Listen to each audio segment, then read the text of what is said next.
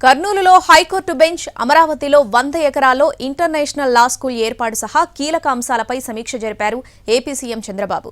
Junior న్యాయవాదులకు నెలకు గౌరవ వేతనం కింద 10,000 ఇస్తామన్నారు. న్యాయశాఖపై మరింతగా సమీక్ష జరపాల్సి ఉందన్నారు సీఎం చంద్రబాబు. కర్నూలులో హైకోర్టు బెంచ్ ఏర్పాటుకు అవసరమైన ప్రతిపాదనలు రాష్ట్ర ప్రభుత్వం నుంచి కేంద్రానికి పంపుతామన్నారు సీఎం చంద్రబాబు.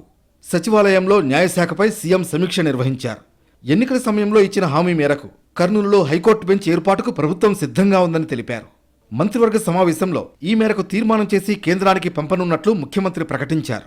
రాజధాని అమరావతిలో 100 ఎకరాల్లో bar council of India trust ద్వారా ఇంటర్నేషనల్ లా స్కూల్ ఏర్పాటును ముందుకు తీసుకువెళ్లాలని సీఎం సూచించారు.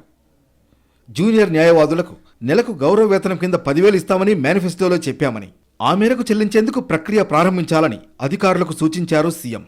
జూనియర్ న్యాయవాదులకు శిక్షణ కేంద్రం కోసం అకాడమీ ఏర్పాటు అంశంపైన కసరత్తు చేయాలని ఆదేశించారు.